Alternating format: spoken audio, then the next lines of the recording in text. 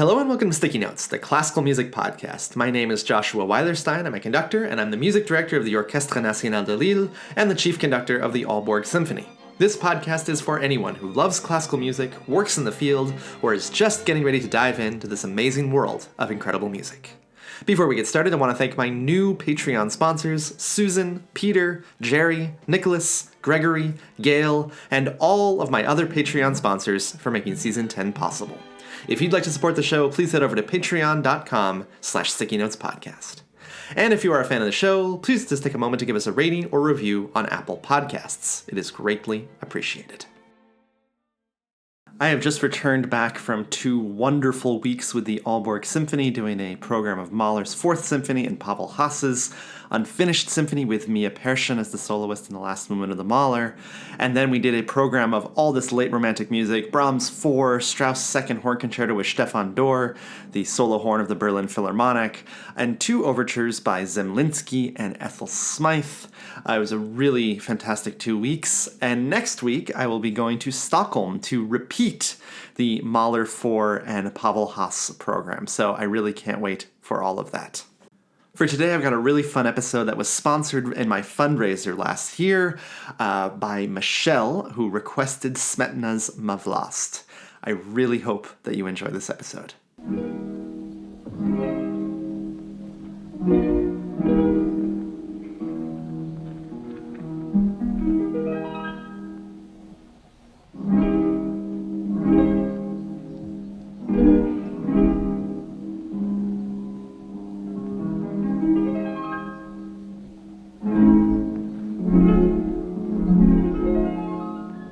Nationalism, patriotism, cultural identity, a sense of home.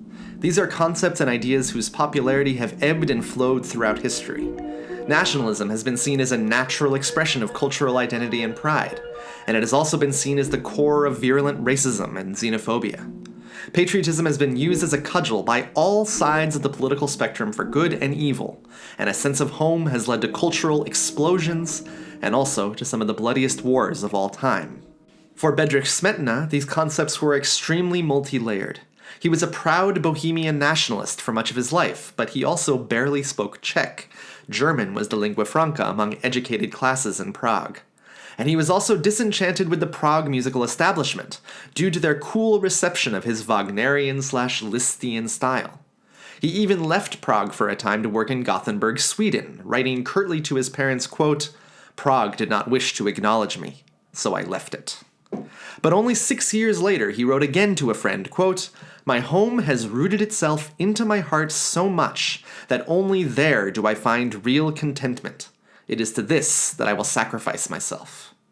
Stirred to patriotic and nationalistic sentiments, he began studying the Czech language in earnest, and his second opera, The Bartered Bride, became the first Czech opera to enter the mainstream repertoire around Europe.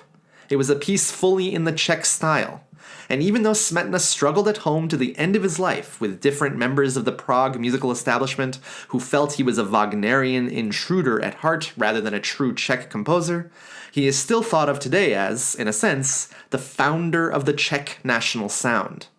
This is even before we begin talking about the topic for today, My Vlast, which is commonly translated to My Fatherland, My Country, or My Homeland. My Vlast, written after Smetana began experiencing the deafness that tortured him until the end of his life, is a massive, nearly hour-and-a-half-long work that amalgamates Wagnerian and Listzian ideas of a tone poem, along with nationalistic music that has stirred not only the Czech soul, but the souls of people all around the world.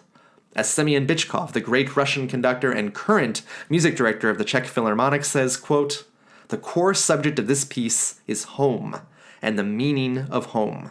Everything else is the gravy." Today on the show, we'll begin by talking about Smetana's tragic experience of deafness, and then we'll go through each movement of his huge piece, talking about the music from the perspective of nationalism and also Wagnerian ideas of leitmotifs, as well as orchestration and style. This is both a deeply nationalistic piece and also a powerfully universal one. So let's dive into it, coming right up on Sticky Notes.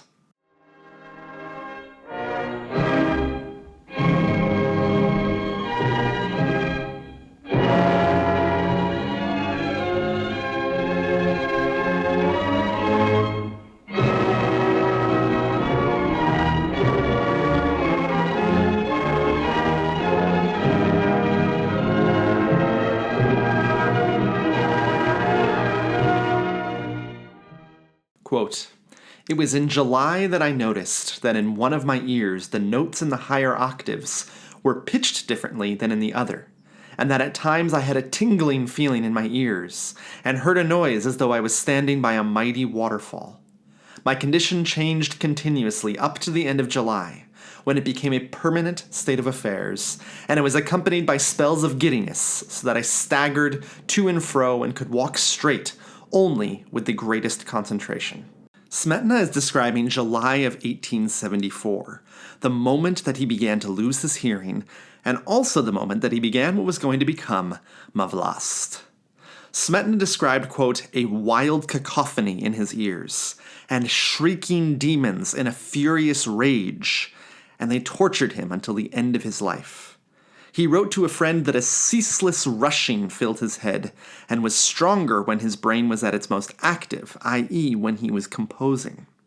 Smetana tried many different treatments, but none ever worked, and for the last decade of his life, Smetana was completely deaf. He decided to continue working, giving recitals and attending concerts, where he said he was able to understand the music solely from closely watching the performers. He also continued composing, pouring his energies into the creation of My Vlast. The first movement of My Vlast was almost completed by the time Smetana's deafness set in. One of the interesting things about My Vlast is how closely it mirrors the roiling debates about programs in music and about how much composers should explain their music to their listeners. I've covered this many times on the show, but to wildly generalize, the Wagnerians and Listzians believed in often extremely detailed descriptions of the pieces they called tone poems, while the Brahmsians believed in, quote, absolute music that did not need a story attached, in which the listener created all images in their own minds. Smetana was very much a Wagnerian, and luckily for the purposes of this podcast, Smetana left detailed descriptions of each movement. In addition, some of the natural features of Bohemia that Smetana describes still exist today, and so we are able to see just how vividly Smetana portrayed them. The first movement of My Vlast is entitled Vyšehrad, and I'm sorry if any Czech speakers are offended by my pronunciation there. And in many ways, this is the seed from which the entire piece grows. Vyšehrad is a historic fort from which legend says that Prague was founded. On a steep, rocky precipice over the Vltava River, the legend says that Duke Krok ordered a castle to be built there. This fort and its location were the source of fevered patriotism among Smetana's countrymen, and so it's no surprise that he chose it to open the piece. The location was also a source of repeated inspiration for Smetana, who chose to write a patriotic opera entitled Libusha, again I'm sorry if the pronunciation is incorrect, all about the 8th century Queen Libusha, one of the most revered monarchs in Czech history and legend. So much of My Vlast is full of these references, even the very opening bars played by the harp, which are meant to evoke the legendary bard Lumir, who during the Maidens' War, don't worry, we'll get to it during the third movement, refused to sing to the winners of the war. Again, don't worry, we'll get to it. And then he sang his final song to the Vyšehrad, and then broke his instrument. He was considered a national hero for his act of resistance, and this resistance was a powerful symbol at the time Smetana was writing the piece. By choosing to open My Vlast with the sound of Lumir's harp or lyre, Smetana was sending a powerful signal to his audience.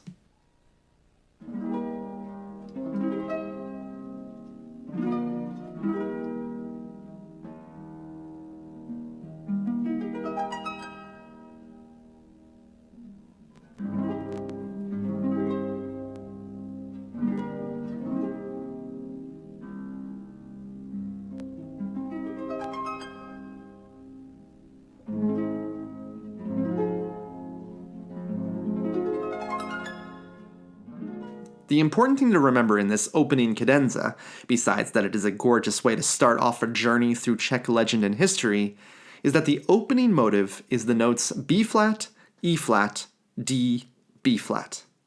This motive will return twice in the piece at extremely important moments, and it becomes the core of the music to come in this opening movement. The harp music melts into chorale statements of the theme, first played by the winds and French horns.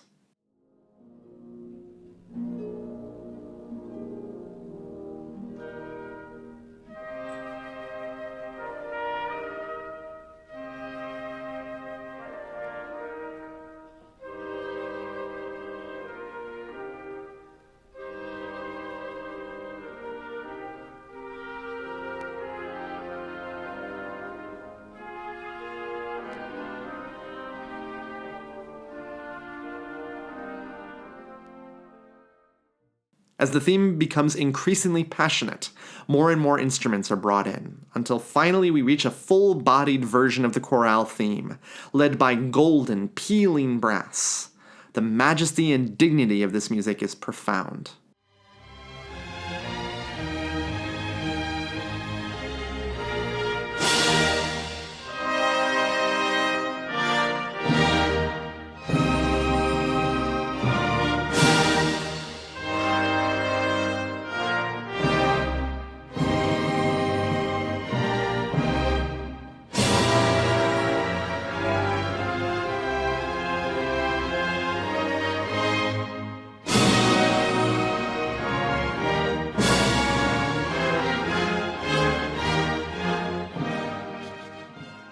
Suddenly, Smetana distorts the chorale theme and picks up the tempo markedly. This is section 2 of this 15-minute-long opening movement. And even though Smetana is less clear about the exact image he is portraying here, it seems to be part of this description where Smetana says that the movement portrays the glory, splendor, tournaments, and battles that took place on Vyšehrad. Unpredictable accents abound, and a nervous energy completely contrasts this music from the dignified chorale opening.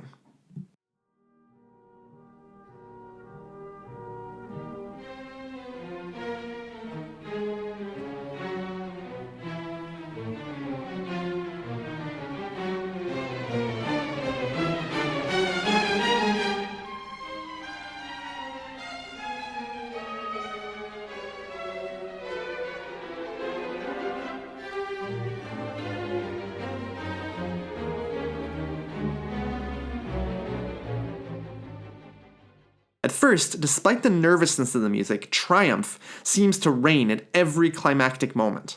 We hear that glory and splendor, or perhaps the tournaments, with swaggering brass and percussion leading the way. It's a chicken or the egg situation in terms of why we see the image of an old fort's old glories. Is it the description Smetana gives, or is the music itself just that vivid?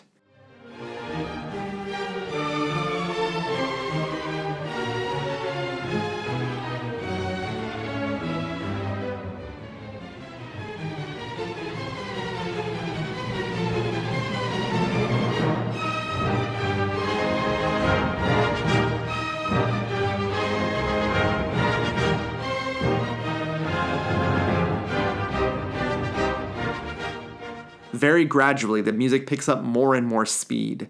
We seem to be rushing towards something, though if previous experience is any guide, another triumph is near.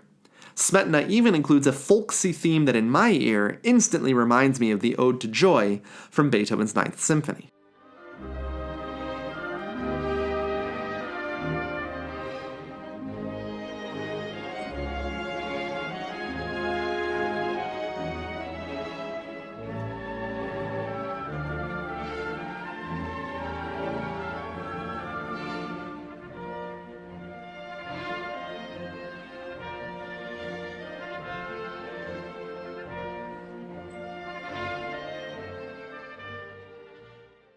The momentum forward in this movement never really stops, and it's a tricky and Wagner-like task for the conductor to keep things moving without the music either spilling out of control or getting stuck in the repetitive nature of the sequences. This is music that takes place over a grand space of time, not moment by moment.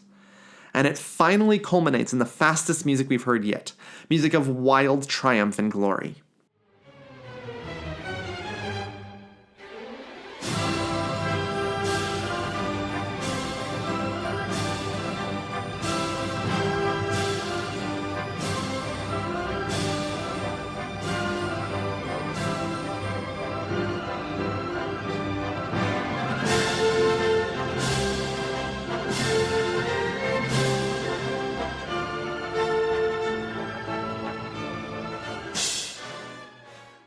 But this triumph is suddenly cut short, and we move towards the final section of the movement, which details the downfall and ruin of the Vyšehrad. Music that was full of rushing momentum and drive in the second section is now nostalgic.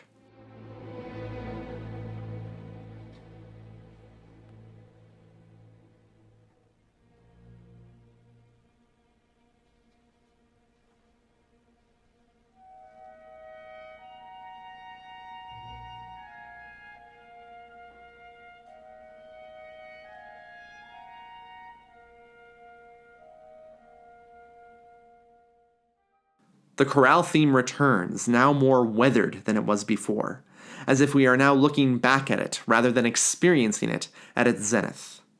Also noticeably missing is the harp of the bard. We are firmly in the territory of memory now. But as the movement comes to its close, our bard's harp does make a return, gently closing the book on this opening chapter.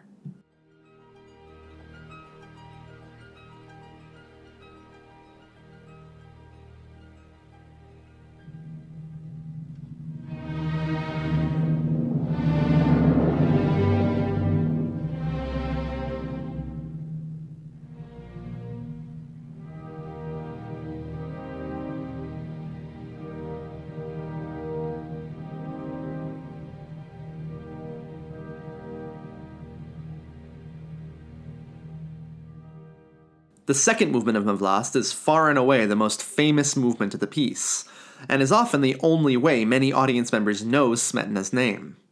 The second movement is entitled Vltava, or as it is far better known in the non-Czech-speaking world, the Moldau. The Vltava is the longest running river in Czechia, and is known as the National River. Smetana described the first movement of Vlast in a slightly more general way, leaving lots of room for interpretation or imagery. But for the remaining movements, he is much more descriptive. Smetana gave detailed images for specific moments in the Moldau movement, which I will read to you as we go through the movement. But first, I want to read to you Smetana's inspiration for this movement, which was recorded by a friend of his. Quote, "Great and unforgettable was the impression made on Smetana by our outing. It was there that the first ideas for his majestic symphonic poem Vltava were born and took shape. Here he heard the gentle, poetic song of the two streams. He stood there, deep in thought. He sat down and stayed there, motionless as though in a trance. Smetana looked around at the enchantingly lovely countryside, at the confluence of the streams. He followed the Otava, accompanying it in spirit to the spot where it joins the Vltava, and within him sounded the first chords of the two motives, which intertwine and increase and later grow and swell into a mighty melodic stream." Smetana marks in the score that the magical beginning, with two flutes winding their way together through a mysterious E minor tonality, is the source of the Moldau. Smetana creates this endless line by intertwining the two flute parts. The best flute sections make this sound like one super instrument, which never needs to breathe, just a constant flow.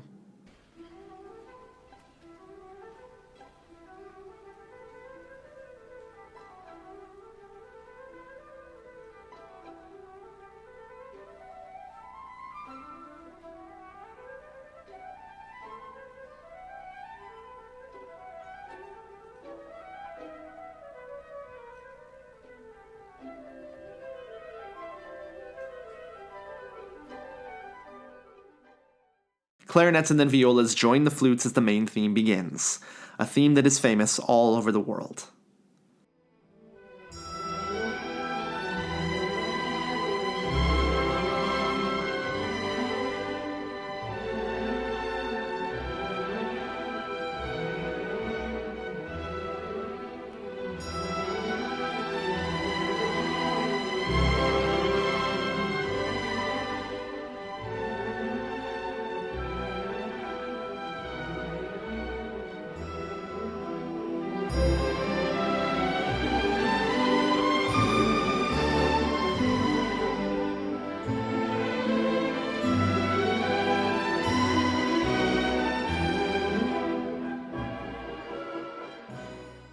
Now, there's a lot of dispute about where this theme comes from, whether it's from Czech folklore or even from an Italian song called La Mantovana. This is the melody of La Mantovana thanks to Wikipedia.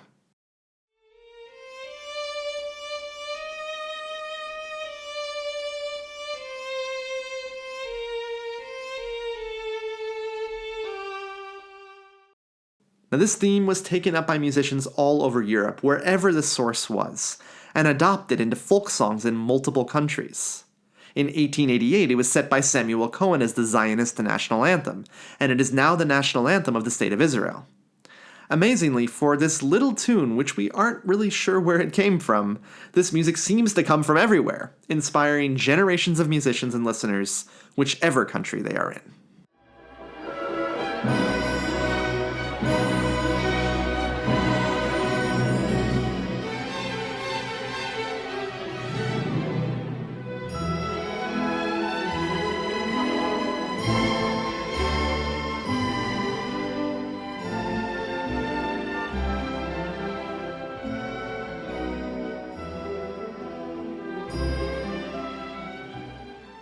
The next line of Smetana's description of the movement is this, quote, "Through thick woods it flows as the happy sound of the hunt, and the notes of the hunter's horn are heard ever nearer."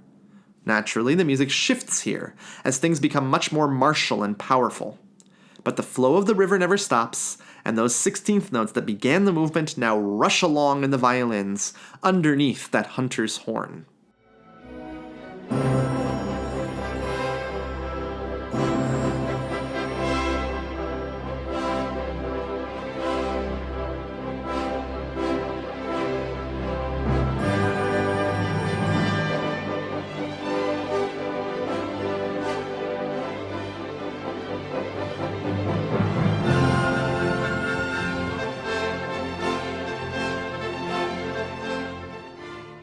We now arrive at what Smetana describes as a wedding feast being celebrated with song and dance.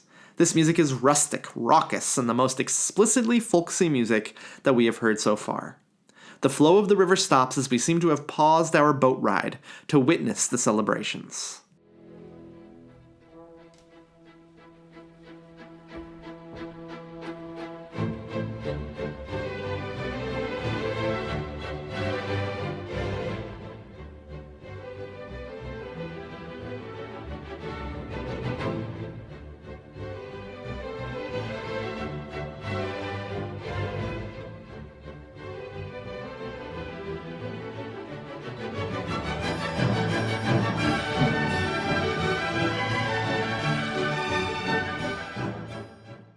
Night falls, and Smetana describes wood and water nymphs reveling in the sparkling waves of the river.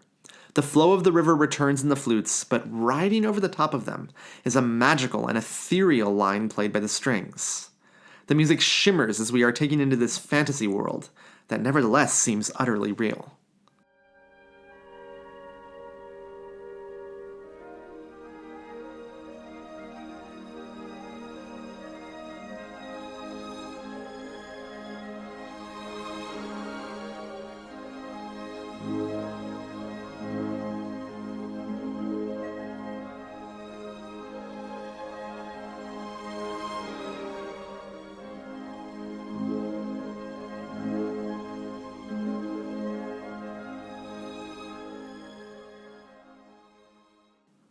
In my favorite moment of the movement, Smetana describes this scene, quote, "Reflected on its surface are fortresses and castles, witnesses of bygone days of knightly splendor and the vanished glory of fighting times."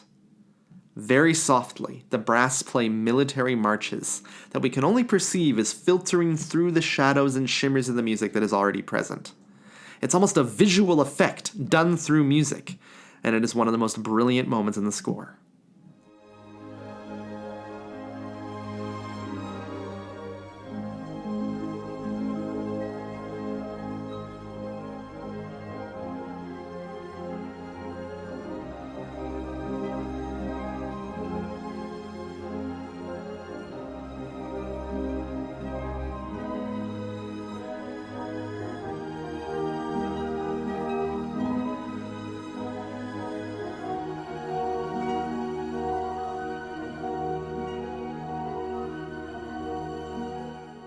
After another iteration of the main theme, we arrive at the St. John Rapids, and Smetana writes this, quote, "At the St. John Rapids, the stream races ahead, winding through the cataracts, hewing out a path with its foaming waves through the rocky chasm into the broad riverbed."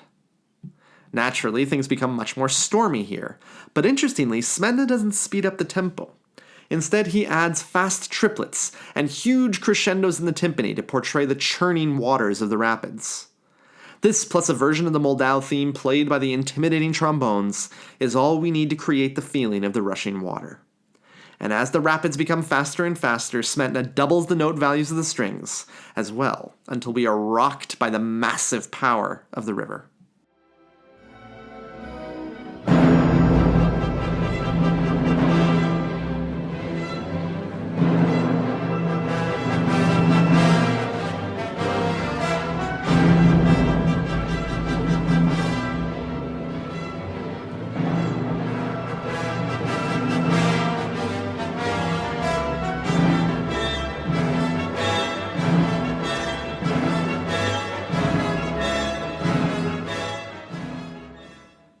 here we have a slight contradiction between the text and the music, as Smetana writes that the river flows on in a majestic peace towards Prague, and yet he kicks the tempo up, and the music becomes undeniably celebratory. But there's no mistaking the final lines of the text, as Smetana writes that the river is welcomed by the time-honored castle, Vyšehrad. The chorale from the first movement returns in a moment of majestic ecstasy as our journey down the river begins to come to a close.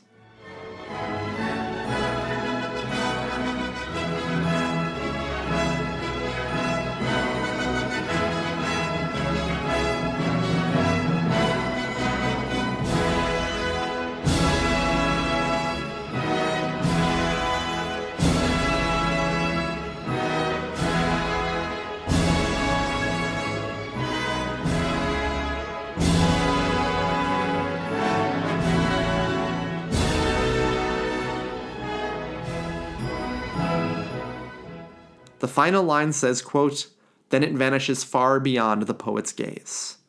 Smetana does this quite simply and concisely. The strings fade away with gentle arpeggios until the music does seem to vanish into the distance, before two powerful chords round off Smetana's most famous piece.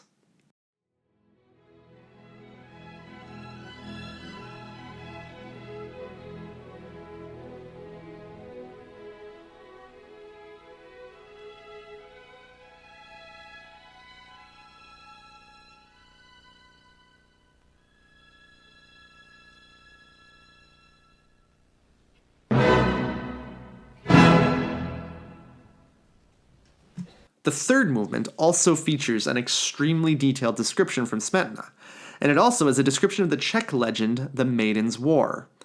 It would take too long to explain the entire context behind the Maiden's War, but essentially, and again, apologies to Czech listeners who feel I'm leaving important details out here, the Maiden's War took place after the death of Queen Libusha in the 8th century, the final queen in a line of matriarchal rulers. After her death, a new patriarchal line was introduced which infuriated women, who started a civil war against men. Šárka was the lieutenant of the leader of the women, Vlasta. According to Václav Ledvinka, the director of Prague's city archive, and thank you to Radio Prague International for this information, Šárka, quote, decided that the best way to inflict the greatest loss on their opponents was to entrap their bravest and strongest fighter, a young man named Styrat, using feminine wiles, and then kill him. This is the story that Smetana will tell in his third movement. As Smetana says, quote, "It begins with the enraged Šárka, swearing vengeance on the whole male race." Naturally, this is the most dramatic music we have heard so far. Smetana writes that the music should be played with fire, but not in an agitated way, suggesting the steely determination of Šárka.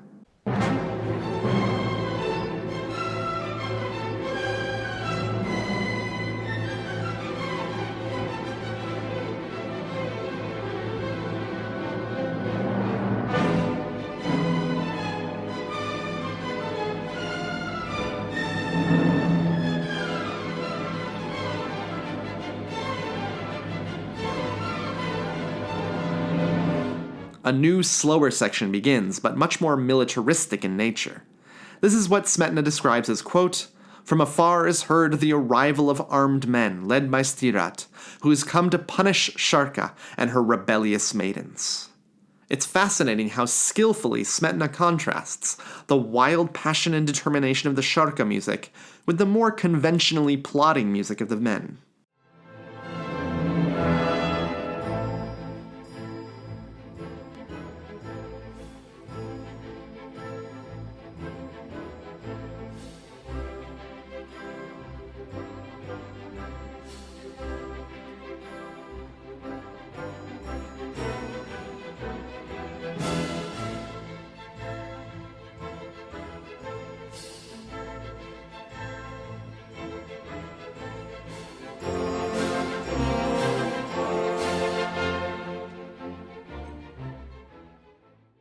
Quote, "Suddenly Styrat hears the feigned cries of a girl, Šárka, bound to a tree.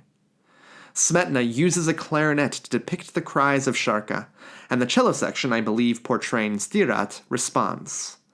The sudden stop of motion is profound, and it leads us to the next section where, quote, On seeing her, he is overcome by her beauty, and so inflamed with love that he frees her.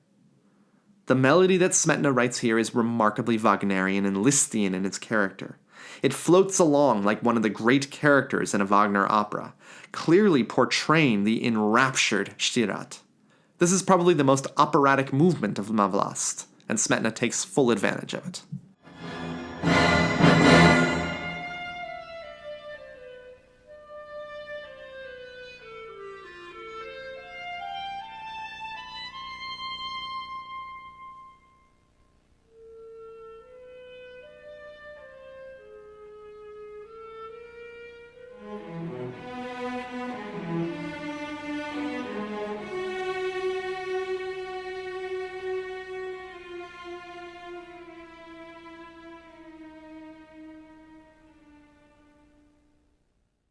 The fourth section of the movement features drunken revelry from the warriors, but soon this music falls away as Sharka, quote, by means of a previously prepared potion, intoxicates Stirat and his men, who fall asleep.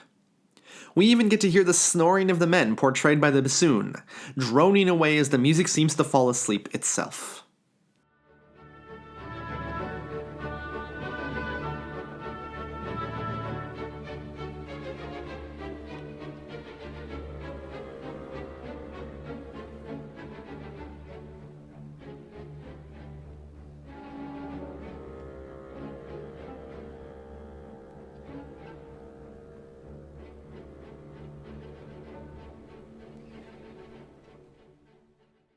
The final lines of this most descriptive of movements are this, quote, as she sounds her horn, the rebel maidens, hidden in nearby rocks, rush to commit the bloody deed. The horror of general slaughter and the passion and fury of Sharka's fulfilled revenge form the end of the composition. This is program music at its height, and it is what many audience members expected of a composition at this time. Of course, the Brahmsians, the believers in absolute music, hated this. Nowadays, we have integrated these two different streams of musical thought and can dabble in both. I love descriptive music like this, but I also like to create my own images of what I'm hearing and my own stories. Then again, the vividness of this slaughter scene is profound and perversely thrilling.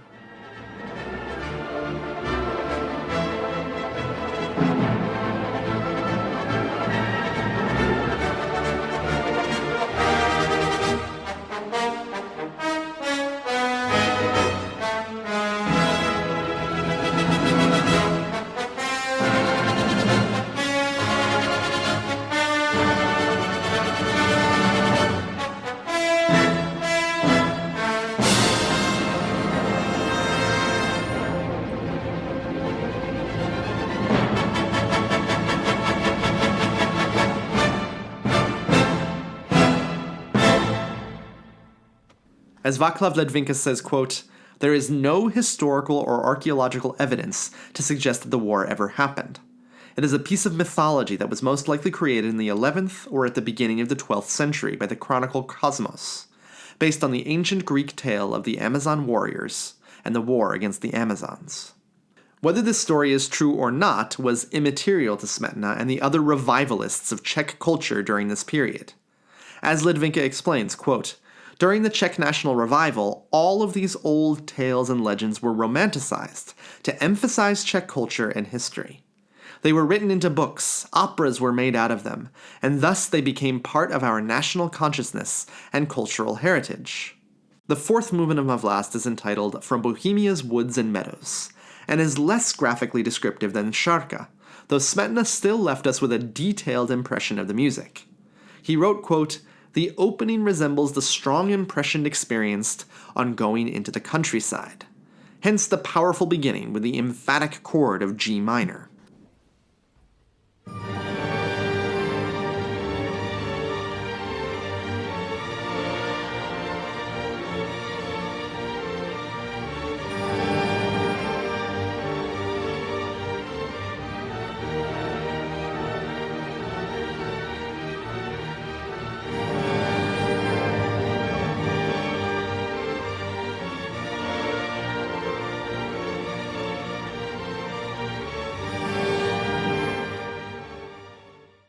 This is one place where the description really helps to understand what Smetana was portraying, because that's not what I would initially think upon hearing this impressive and majestic music that nevertheless is slightly intimidating.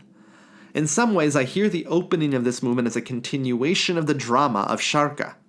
In terms of dramatic pacing, Smetana can't just brighten the skies after the violence we've just experienced. It will take time to open this music back up again.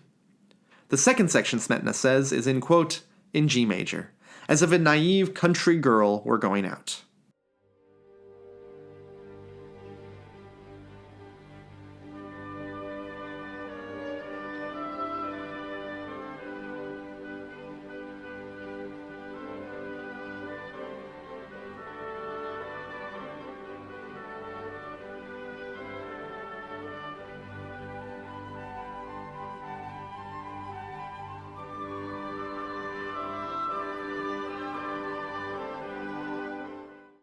Notice, though, that Smetana says, as if a naive country girl were going out.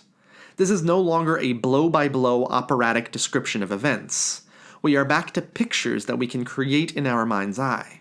The tempo doesn't change, but the theme passes from the brass to the winds, who play this gently pastoral music over the rolling hills of the arpeggios of the violas and cellos.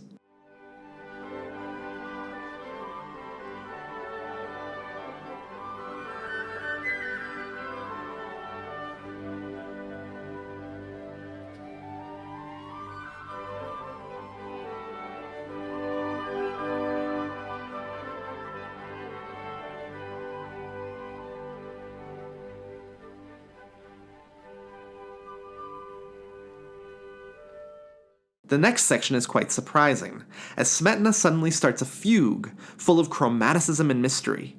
But it actually is the same theme as the music from the opening of this movement. The conductor Semyon Bychkov says this about this movement, quote, in the fourth section, from Bohemia's Fields and Groves, we see with our ears and we hear with our eyes. But it is not descriptive as such. It is so much higher than that. It evokes, not describes.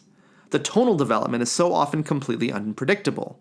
Smetana uses leitmotifs in a very Wagnerian way, placing them in different tonalities, with very different characters. This prevents the music becoming either monotonous or predictable.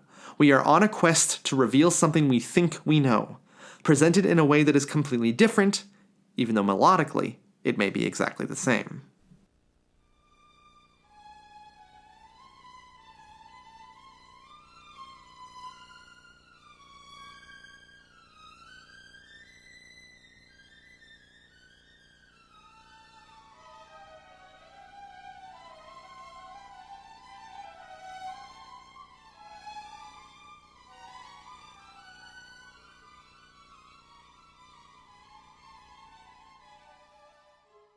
As more and more instruments come in, it's as if we are hearing another version of the flowing music of the Moldau. And just like the Moldau movement, we emerge into a gorgeous theme that Smetana describes like this, quote, the beauty of being in the woods in summer during the middle of the day when the sun is directly overhead. Twilight prevails in the woods, and the sun's bright beams seldom penetrate between the tops of the trees. Golden French horns play this theme, which give us a feeling of warmth and contentment, whether we've seen the Bohemian forests or not.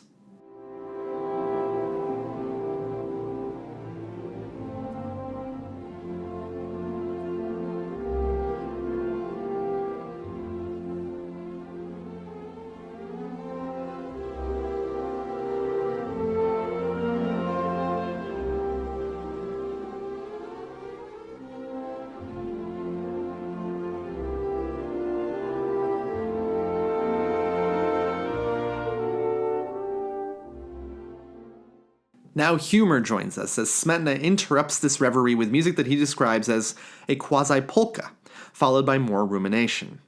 But the polka won't be denied as it breaks through with joy, humor, and fiery energy. This is certainly the kind of music that inspired Dvorak with his Slavonic dances.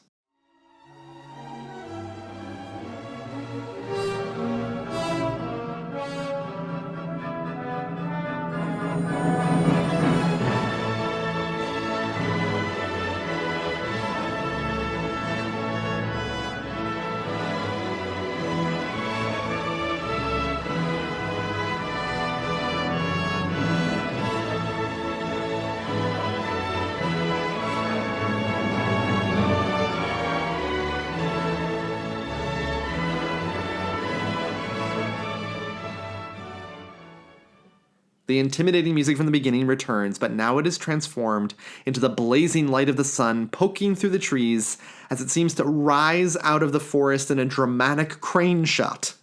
Of course, that's something that Smetana never would have known, but somehow this ending screams cinematic to me.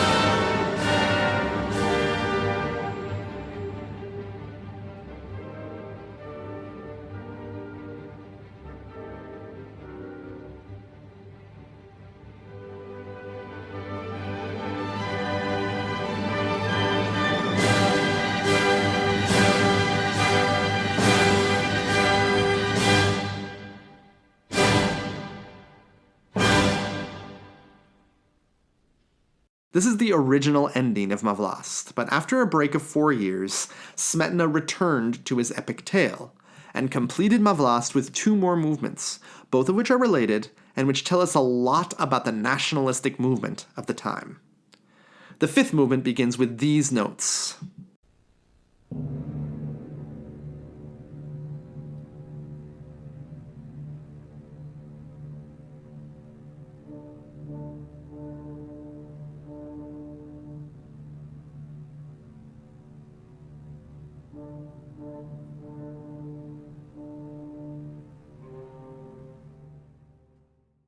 Those notes are the first few notes of a legendary, in Czech hearts, chorale/song called Ye Who Are God's Warriors.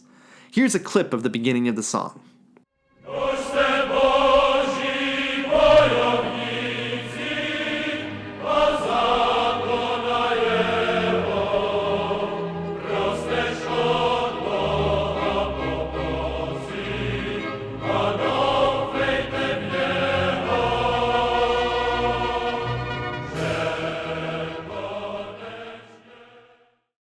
That just about defines nationalistic music, doesn't it?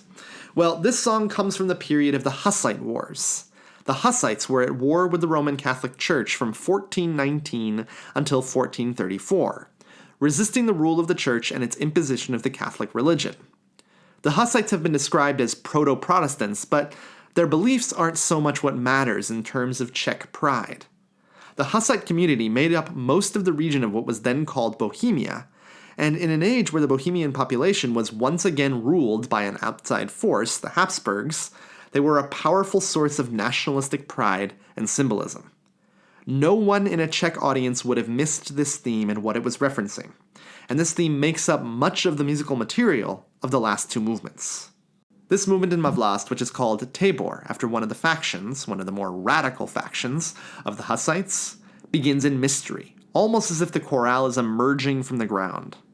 The rest of the song has not appeared yet and will not appear in full for quite a while.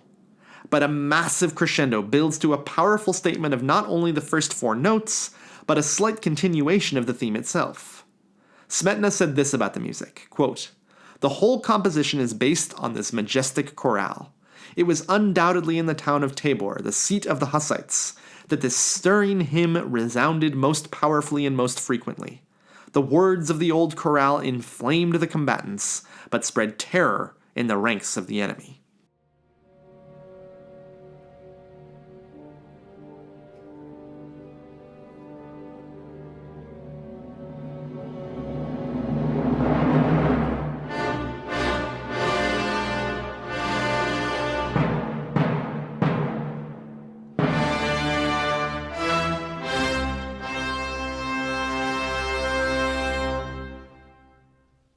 This music fades away only to return again even more powerfully.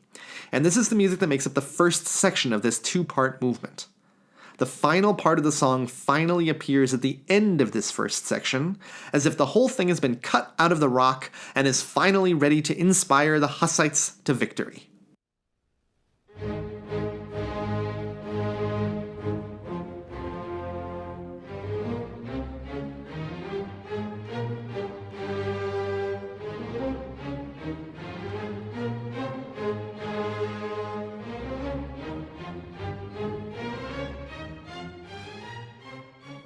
undoubtedly militaristic music follows, which seems to correspond to this part of Smetana's description of the music. Quote, "The piece depicts the strong will to win battles, and the dogged perseverance of the Taborites. It expresses the glory and renown of the Hussite struggle, and the indestructible character of the Hussite warriors. It was the period of Bohemia's power and greatness."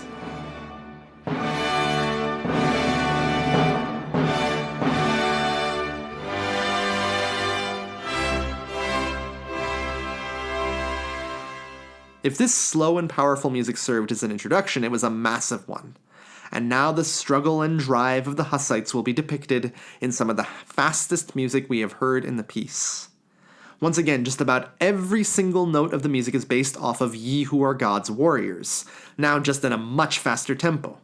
But again and again, the gentle prayers of the warriors are heard as an aside, which seems to push them to greater heights of character and forward drive.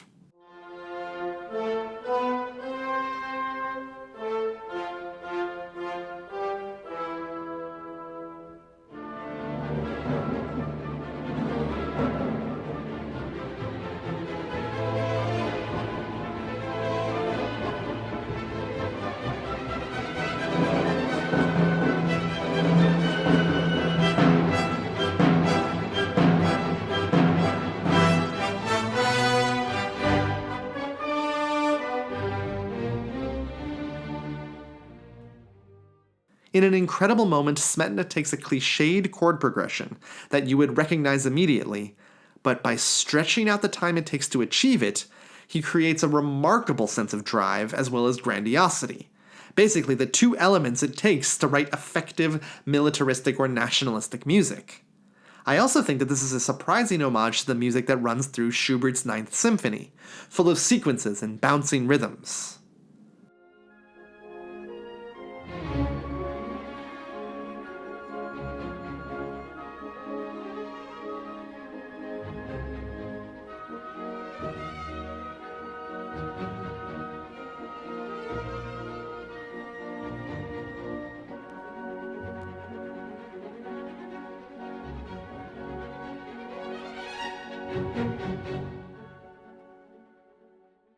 Suddenly the tempo picks up and storm clouds gather. All of the pride and joy that had been running through this music is replaced by terror and drama. Still, though, the music is completely dominated by that one theme.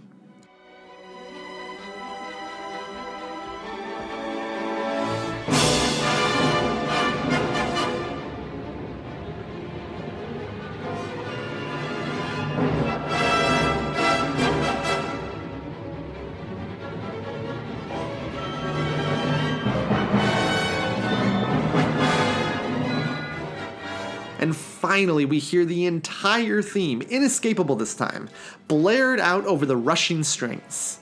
It is the moment this entire movement has been building to, and it doesn't disappoint in the slightest.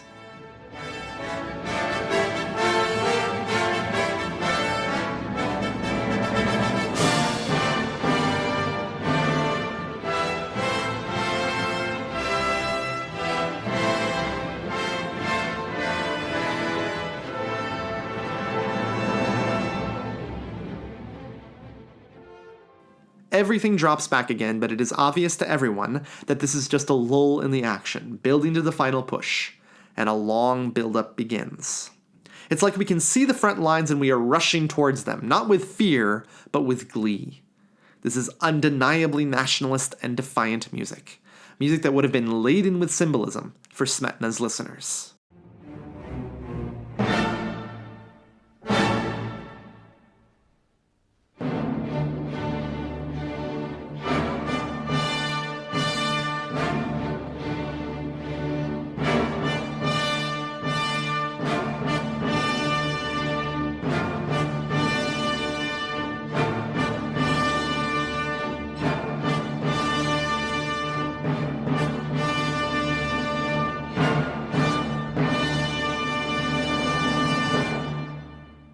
I don't think anyone else can describe the last movement entitled Blahnik better than Smetana, so I'll intersperse his whole text here along with the music he describes. Quote, "Blahnik begins where the preceding composition ends."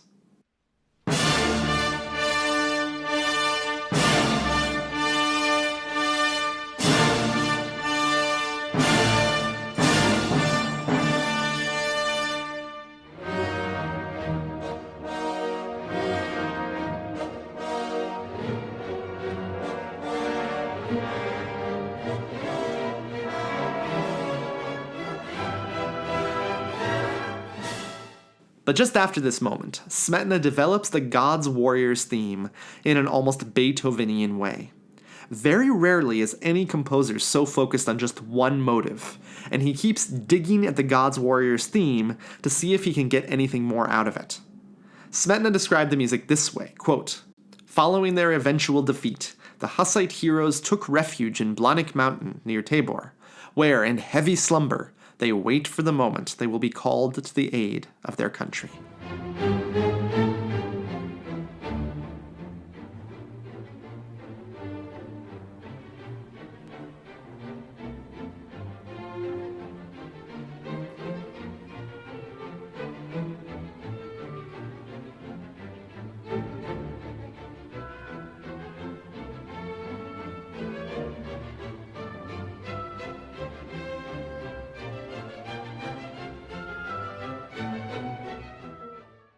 The middle section of this movement is described by Smetana like this.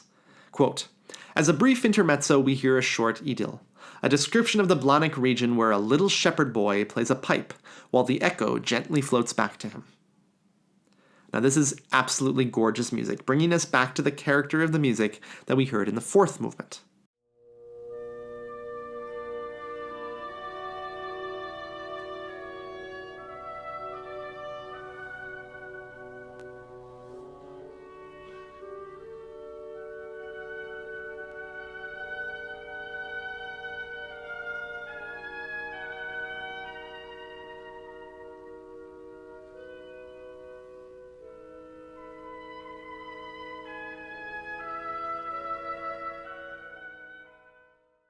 But this intermezzo is truly brief, and the Ye Who Are God's Warriors music returns, though it includes a reference to the fugue music we heard in the fourth movement.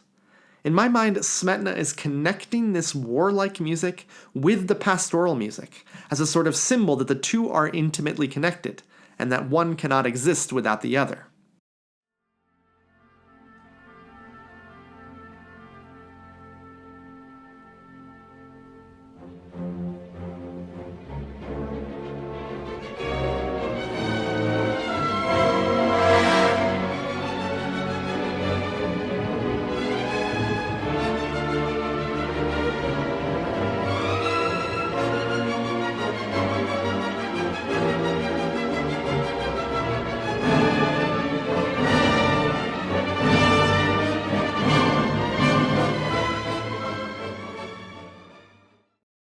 There is a feeling in this movement that we are always approaching the precipice, and that the final battle or final triumph is always near.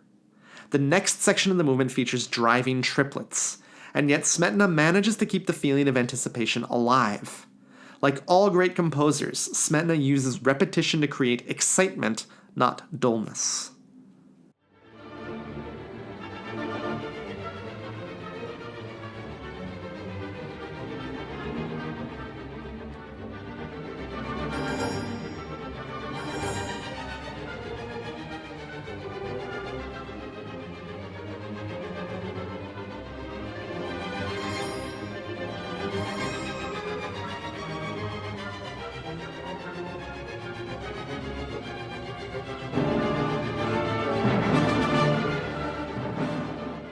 And now the last build-up truly begins, with the horns leading the way accompanied by this new march rhythm.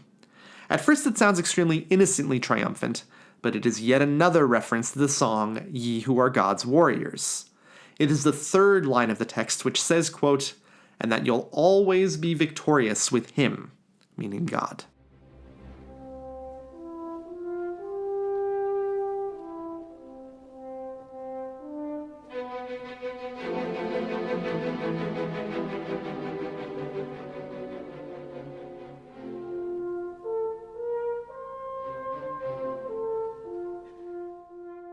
The Ye Who Are God's Warriors chorale now bursts out with a massive and grandiose statement of the theme. It's actually rare for the entire orchestra to play all together in this piece, and Smetana saves his big guns for the big moments. As we approach the end of this 80-minute long piece, he also flirts with exhaustion from listener and performer. As Semyon Bychkov says, the strings play relentlessly in these final two movements, and so the conductor has to be very careful not to overplay every moment, so as to not exhaust everyone in the room.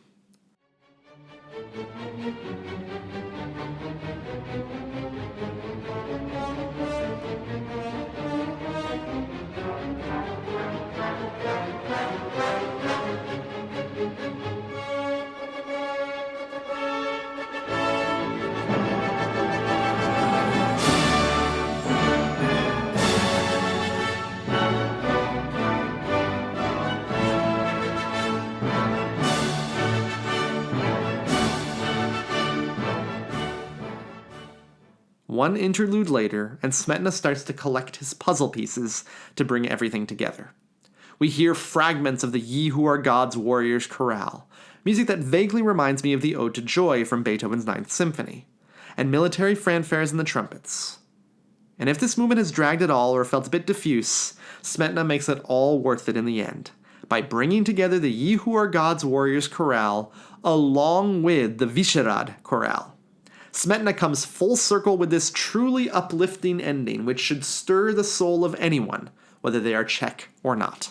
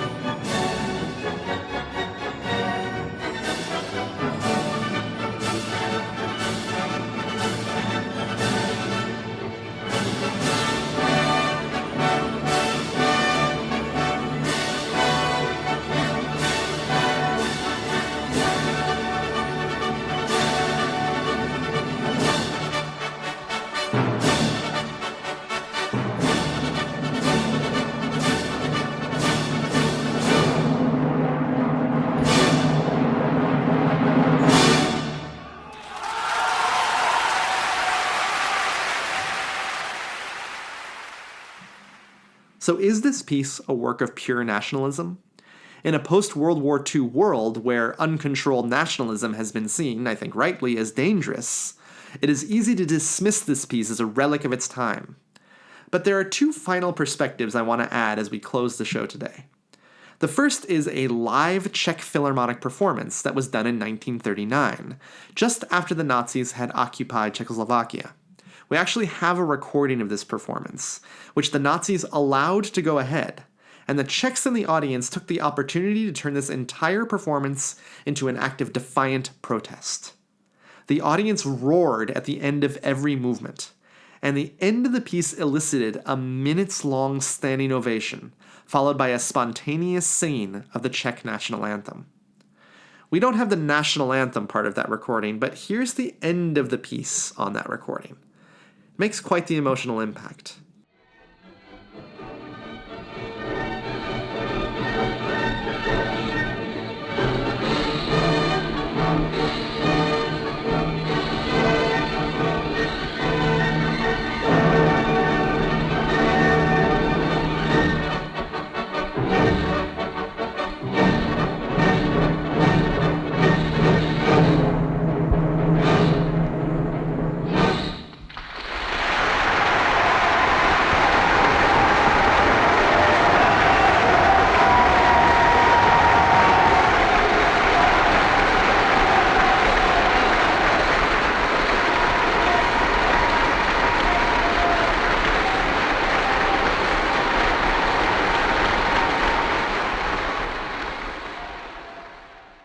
The piece's nationalism seems to ebb and flow with the times that it is performed in, which makes sense. But I want to finish today with Semyon Bychkov's words about this piece, because I think they really sum everything up. Quote, "This piece is not just about the Czech homeland of the Czech people. It's about everyone's homeland. And everyone has one, and every homeland has its dark pages, which are part of the life and history of the nation. And everyone has to live with that. This makes the piece completely universal, not just a piece of great Czech music, but a piece that is for everyone and about their connection to their own roots. Bychkov here turns the nationalism on its head and argues that My Vlast, like all great music, is universal, and everyone's soul and spirit can be moved by this wonderful music. Thanks for sticking with me all the way to the end of this huge show today, and thank you to Michelle for sponsoring today's show thanks to my fundraiser a few months ago. And thanks so much for listening to Sticky Notes today. We'll have some more exciting stuff for you in a couple of weeks, so don't miss our next episode. If you like what you heard today, please feel free to rate and review the show on Apple Podcasts. It really helps the show gain more visibility. And please send any questions to stickynotespodcast@gmail.com or my Facebook page @stickynotespodcast, and I'll try to get back to you as soon as I can. And if you'd like to support the podcast monetarily, just head over to patreon.com/stickynotespodcast. Thanks, and I'll talk to you again after a while.